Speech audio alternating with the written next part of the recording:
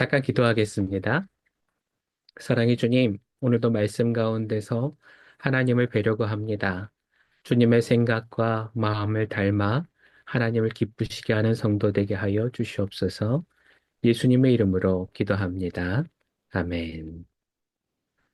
오늘 우리가 보는 말씀은 27장 내용이기도 하지만 28장의 경계를 넘어서 28장 5절까지 이야기가 계속됩니다. 그래서 우리가 그 끝부분을 읽었지만 그 내용은 처음부터 1절부터 시작이 됩니다. 아마 우리가 자주 들으셨던 내용일 거예요. 에서가 받아야 되는 축복을 야곱이 가로채는 내용. 여러분, 이 말씀을 그동안 어떻게 읽으셨어요? 심지어 어떤 분들은 그렇게라도 해서 이 축복에 대한 갈망을 가져야, 그래야 나중에 축복받을 수 있다라는 그런 메시지를 가지고 계시는 분들도 계실 텐데, 아마 지난주에 제가 야곱도 나쁘고 에서도 나쁘다라고 말씀드렸던 것에 충격을 받은 분들도 계실지 모르겠어요.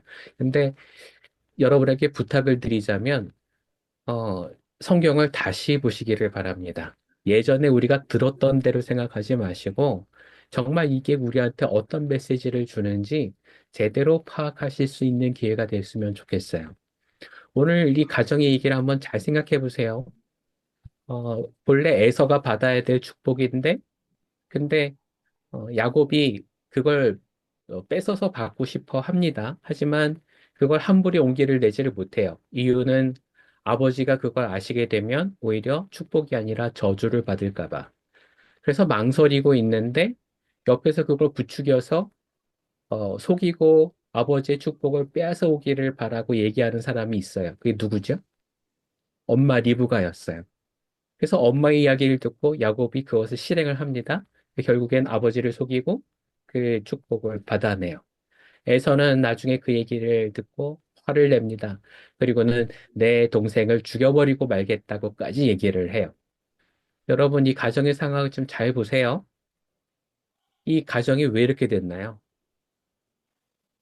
오늘날 우리의 가정은 이렇게 하는 게 오히려 축복을 위해서 좋은 방법일까요? 무엇이 잘못됐기 때문에 가정이 이렇게 돼버리고 말았을까요? 저도 아들만 둘을 키우는데 둘 다 비슷한 놈 같기는 해요. 다 저를 닮았고, 다 제 아내를 닮았어요. 근데 때때로 둘이 의견이 안 맞아서 서로 싸울 때를 보면 완전히 성격이 반대인 것 같다는 생각도 들어요. 그러면 그때는 꼭 이런 생각을 합니다. 둘이 합쳐서 잘 섞어서 반으로 딱 나누면 좋겠다. 그런 생각을 할 때가 있죠. 여러분들도 그런 생각 하시죠? 그러니까 이 야곱의 가정을 보면 우리의 삶의 모습이 겹쳐져서 보입니다. 야곱이라고 해서 별 수가 없고, 뭐, 이삭이라고 해서 별 수가 없어요. 예수 믿는 사람이라고 해도 가정의 문제가 그냥 사라지지는 않거든요. 근데 오늘 우리가 읽는 이 부분의 이야기를 과연 그러면 책임의 소재를 묻는다면 이걸 누구 잘못이라고 해야 할까요? 어쩔 수 없이 그렇게 됐다? 자식 키우는 게 좀 힘든 일이냐? 뭐 이렇게 얘기하신 분도 계시겠지만 아닙니다. 오늘 이야기는 분명히 책임의 소재가 있어요. 그게 누군가 하면 아버지 이삭이에요. 그래서 오늘 이야기를 하려면 25장으로 되돌아가야 됩니다. 창세기 25장 23절을 보면 거기 어떤 내용이 나오는가 하면 어, 리브가 엄마인 리브가가 쌍둥이 에서와 야곱을 뱃속에 가지고 있을 때부터 뱃속에서부터 애들이 싸웠대요. 근데 이걸 얼마나 그 엄마 리브가가 힘들어 했는가 하면 그냥 뭐 그냥 말다툼? 뭐 태중에 있는 애들이 말다툼을 하지 않겠죠. 근데 중요한 건 발길질을 하면서 싸웠던가 봐요. 그래서 그 배가 막 움직이고 그게 엄마한테 너무 큰 고통이었던 거죠. 그래서 리브가가 하나님 앞에 기도합니다. 하나님, 이 두 아이가 싸우고 있습니다. 어떻게 하면 좋을까요? 근데 25장 23절에 보면 하나님이 그 아이들을 잠잠케 하셨다. 뭐 이런 내용이 나오는 게 아니라 미래에 대한 예시가 나와요. 계시가 나온다고요. 뭐라고 얘기하는가 하면 나중에 이 두 아이가 두 민족을 이루게 될 텐데 형이 동생을 섬기게 될 것이다. 이런 얘기를 하거든요. 여러분 이게 무슨 내용인가요?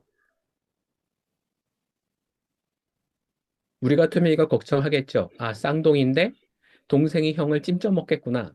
아, 그러니까 동생을 억누르고 형을 좀 높이 세워줘야 되겠다. 이런 얘기일까요? 아니면 나중에 정말로 이 가족의 이 모든 그 권한을 둘째 아들이 물려받게 될 테니까 그러면 이 영적인 축복을 둘째 아들한테 물려줘야 되겠다. 이런 내용일까요?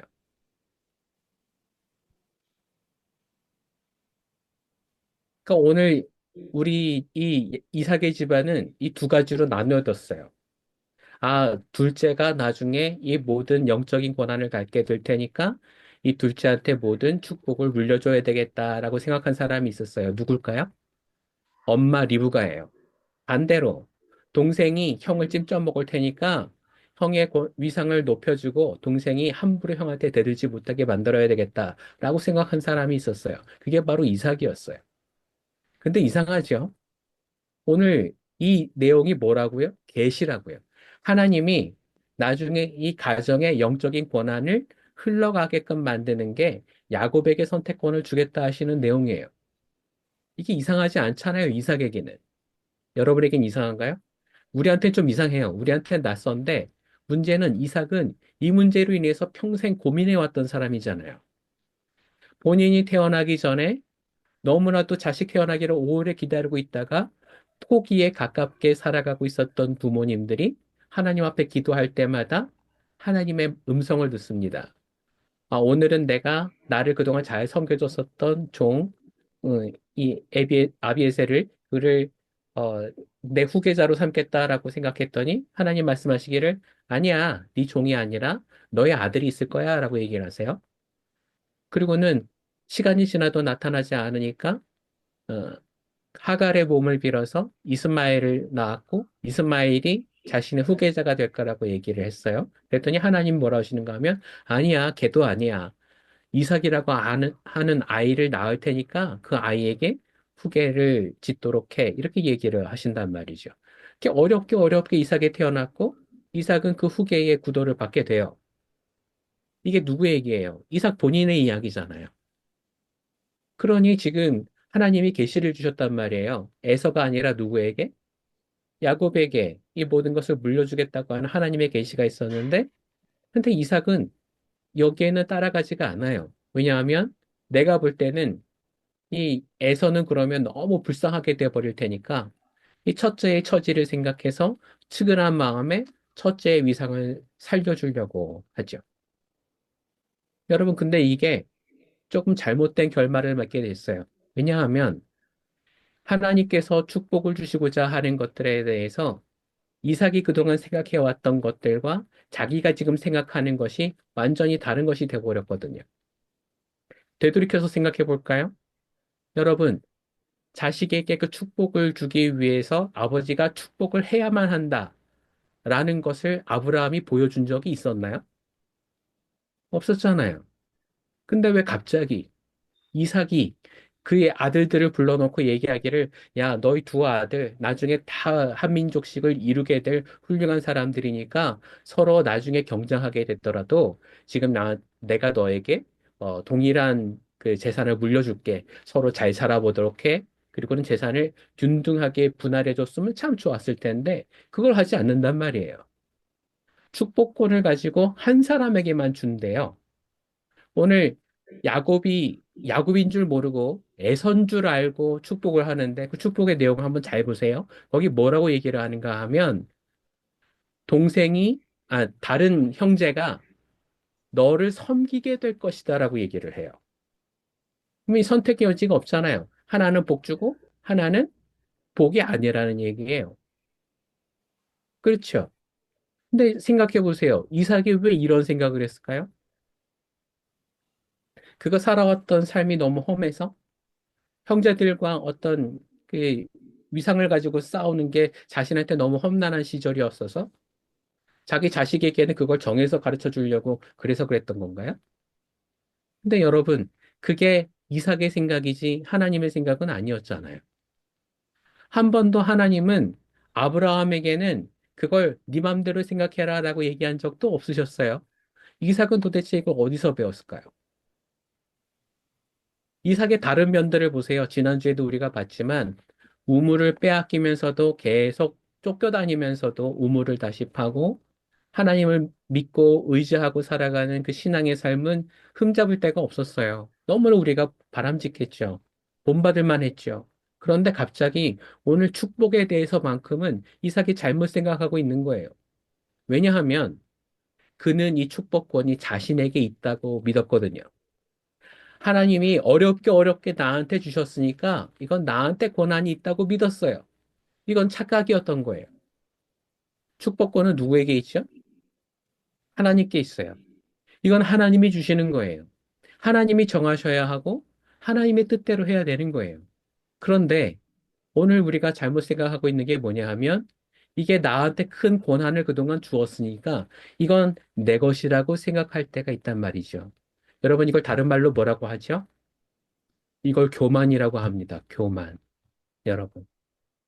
우리도 우리의 가정을 볼 때 그렇게 생각해요. 아버지의 그 역할이 너무나도 큰데 그 역할에 대해서 오랫동안 몸담고 있다가 보면 그러면 착각을 하게 돼요. 내 자식이 내 것으로 착각할 때가 있어요.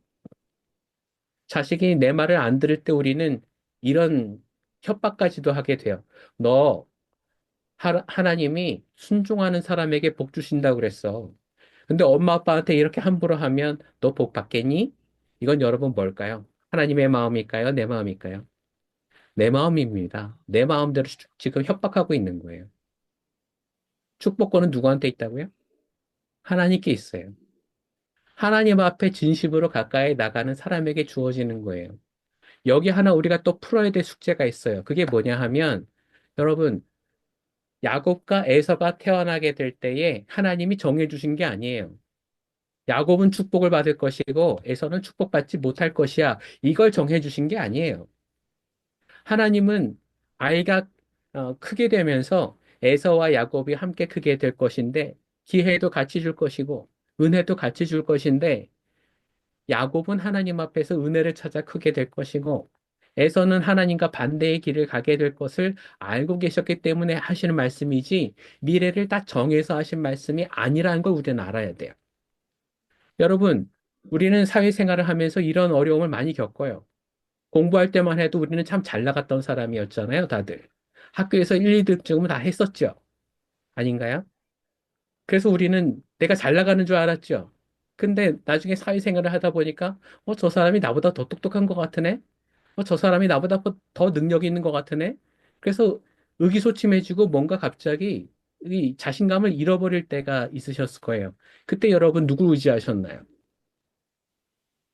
아, 네가 나보다 더 힘세니까, 네가 나보다 더 똑똑하니까 나는 너를 의지할게 그러셨나요? 아니면 하나님, 제가 부족하지만 하나님 저에게 능력을 주세요. 이 일을 해낼 수 있도록 능력을 주세요라고 기도하셨나요? 우리가 해야 되는 기도는 두 번째 기도예요. 하나님, 제게 능력이 없지만 이 일을 할 수 있게 능력을 주세요. 그 능력을 주실 수 있는 권한이 하나님께 있음을 믿습니다. 이게 그리스도인의 정체성이에요. 구하며 주신다라는 걸 믿어야 된다고요.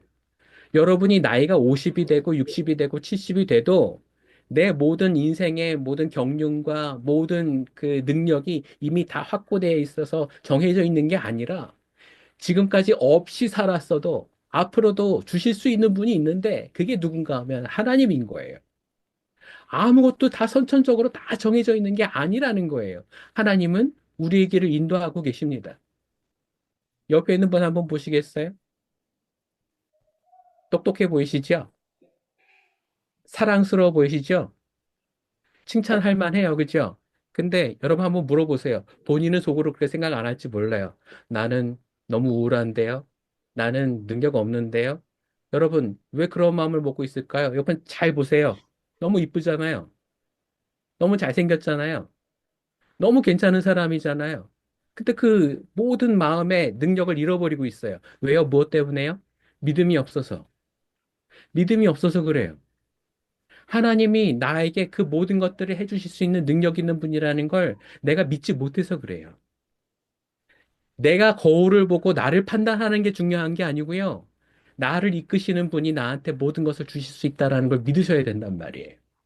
옆에 있는 분 다시 한번 보시겠어요? 그분한테 이렇게 얘기해 보세요.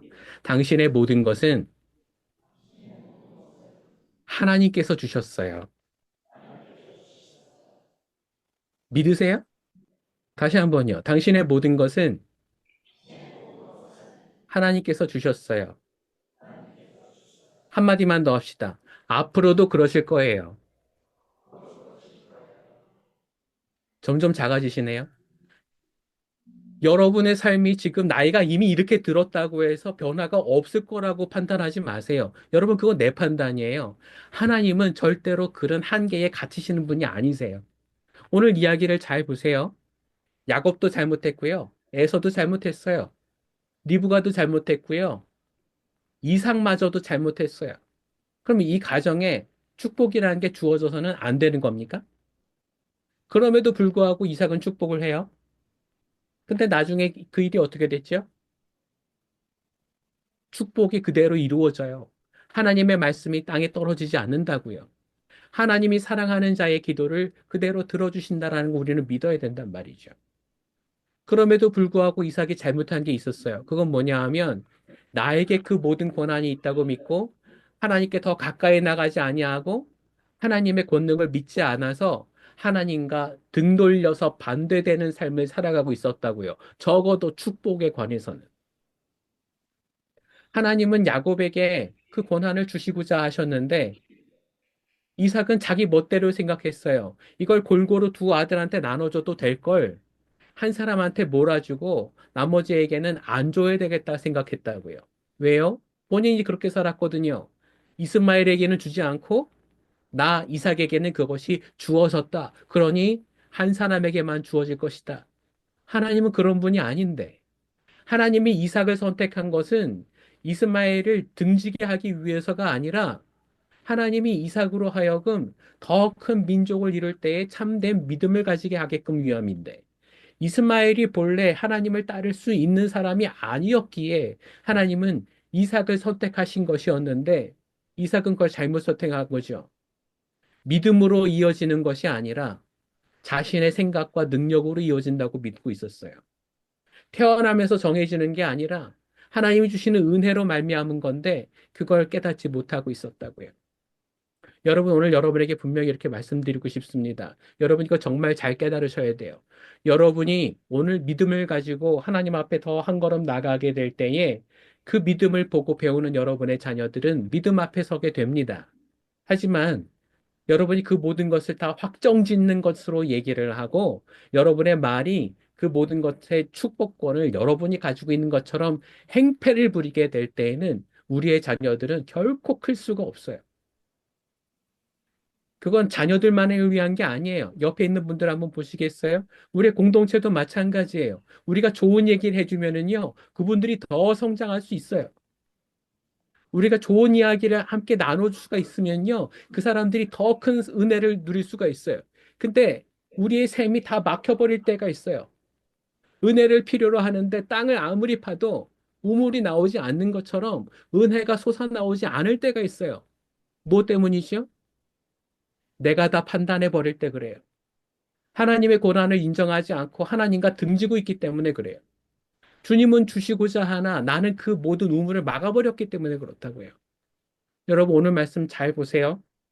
이삭이 그토록 실수를 했지만 이삭에게서 우리가 본받아야 될 점이 딱 하나 있어요. 그게 뭐냐 하면 이삭이 자기가 축복한 사람이 에서가 아니라 야곱인 것을 깨닫게 됐을 때 소스라치게 놀랐다고 그래요. 오늘 말씀에서 보면 부들부들 떨었대요. 왜 떨었을까요? 노여움 때문에? 아니에요. 자기의 실수를 깨달았기 때문이에요. 아, 하나님이 원하지 않으셨는데. 그래, 끝까지 내가 이걸 주도해 왔지. 아, 아니었구나. 주님은 끝까지 주님이 선택하신 대로 이끄시는구나. 그래서 이삭이 마음을 돌이켜요. 그래서 나중에 야곱을 다시 부른다고요. 우리가 다시 읽었었던 28장의 1절에서 5절 말씀에서 보면 이삭이 야곱을 불러서 다시 하는 게 있는데 그게 뭐예요? 축복이에요. 아까 했던 축복은 야곱인 줄 모르고 에서한테 주었었던 축복인데 그걸 야곱이 받았잖아요. 제대로 된 축복이 아니었죠. 그래서 이제 제대로 된 축복을 해주는 거예요. 누구한테요? 야곱에게 내 축복을 주는 거예요. 제대로 된 축복을.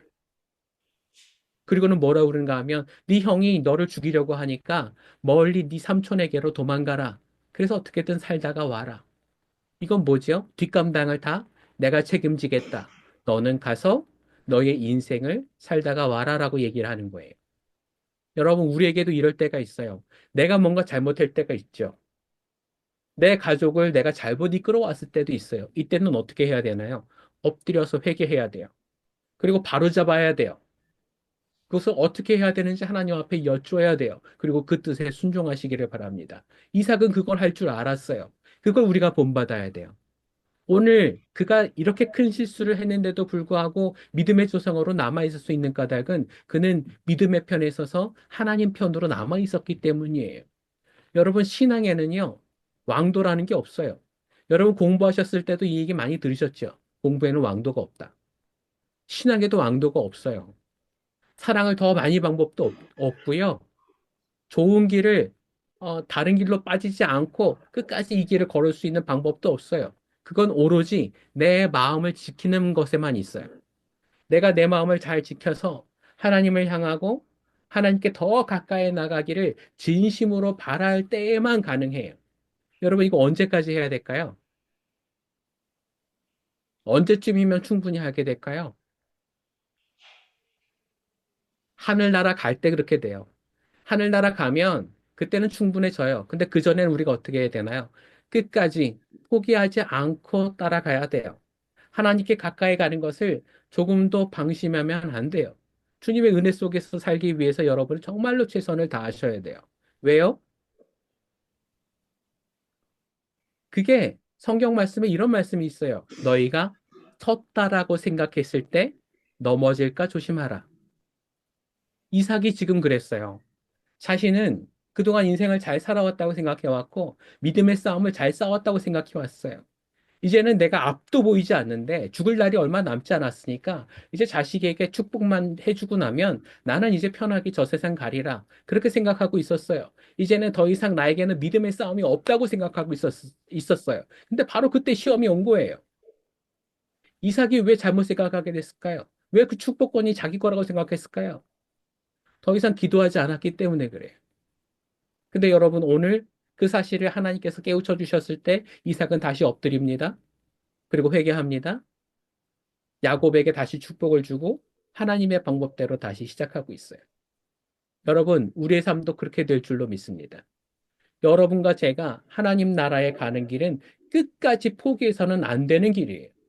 언제쯤이면 내가 조금 원활하게, 조금은 여유롭게 신앙생활 할 수 있을까? 언제까지 아등바등 해가면서 이렇게 열심히 섬기려고 노력하지 않아도 될까? 그런 날은 안 와요, 여러분.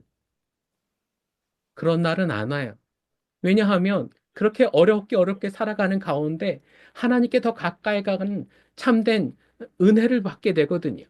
고난이 없는 곳엔 은혜가 없어요. 고난을 통과해내면서 그 은혜를 바라보게 되고 하나님께 더 가까이 나가는 게 사실이잖아요. 여러분과 제가 그걸 체험하고 있잖아요. 여러분, 이걸 도외시하지 마세요. 부인하지 마세요. 편한 길이 있다고 생각하지 마세요. 주님께 가는 길은 그 어디나 행복한 길이 될 수 있다는 것을 믿으세요.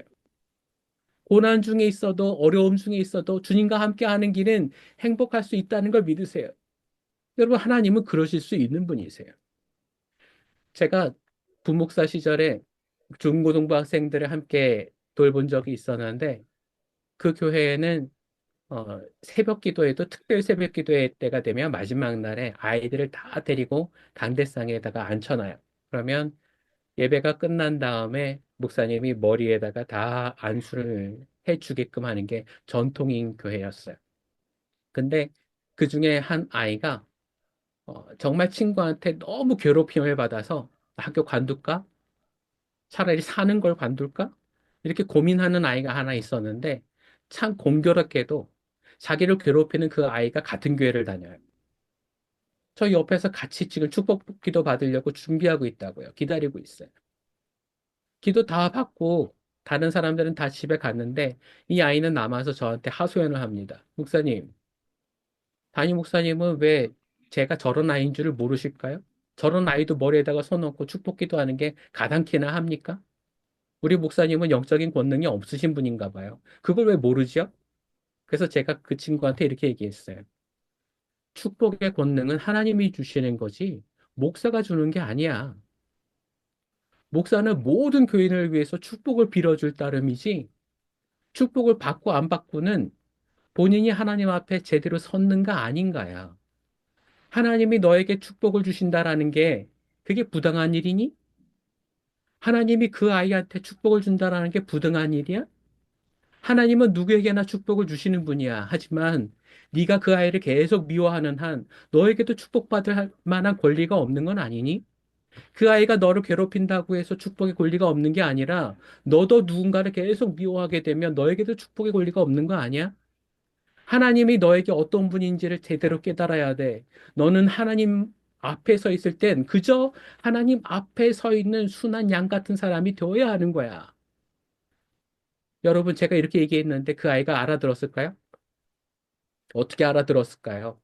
그걸 어떻게 알아듣겠어요? 그 나이는 어린아이인데. 괴롭히는 게 너무 괴로워서 걔는 울기만 합니다. 그래서 옆에다가 손을 얹고 같이 기도해 줬어요. 야, 한 번 더 기도하자.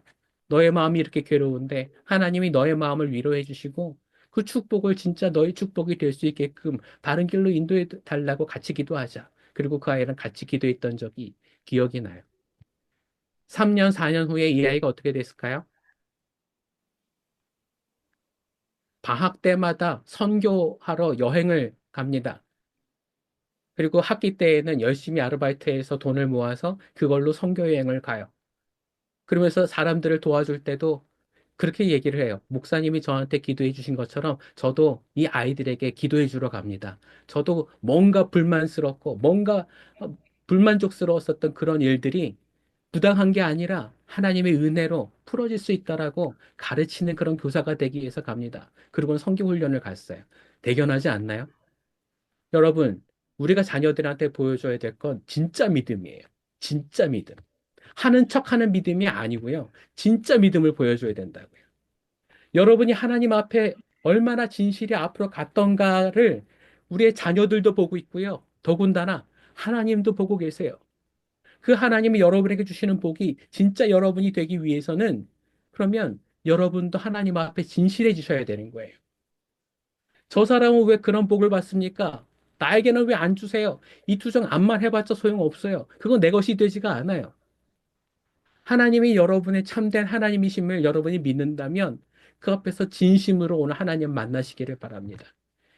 이 얘기를 저를 만나시고 난 다음에 벌써 4개월 넘게 들으셨어요. 그죠? 이제는 지겨우실 때가 됐어요. 하나님 앞에 진실이 서라. 늘 온전히 하나님을 만나라. 네. 근데 여러분, 이걸 반복해서 듣는 것보다 더 중요한 건 뭐냐면은요. 바로 이 시간 하나님을 진짜로 만나는 거예요. 진심으로 하나님을 만나시는 여러분과 제가 되길 그리스도 이름으로 축원합니다. 이삭이 그걸 먼저 깨달았으면 몰랐겠지만 그걸 이제서야 깨달은 것도 얼마나 큰 축복인지를 알아야 돼요. 우리들에게도 지금 같은 기회가 주어져 있어요. 여러분, 지금도 늦지 않았어요. 우리의 나이가 많아도 늦지 않았어요. 우리의 자식들이 내 맘대로 되지 않아도 늦지 않았어요. 우리의 가족을 위해서, 우리의 이웃들을 위해서 함께 축복하면서 하나님 앞에 정말 진실이 살아나가시기를 바라는 참된 그리스도인들이 되시길 그리스도의 이름으로 간절히 축원합니다. 기도하겠습니다. 은혜가 풍성하신 하나님, 오늘 우리에게 주신 그 말씀을 가슴에 담게 하시옵소서. 진정으로 하나님을 만나게 하시고 하나님이 바라시는 일들을 위해서 애쓰는 그리스도인이 되게 하여 주시옵소서. 오늘도 나에게 허락하신 모든 것들을 감사하며 살아가길 바라고 이웃들에게, 내 자녀들에게 그 축복의 권리와 은혜를 나눠주며 내 삶에서 솟구치는 그 은혜를 감격 속에 경험할 수 있게 하여 주시옵소서. 감사드리며 예수 그리스도의 이름으로 간절히 기도합니다. 아멘.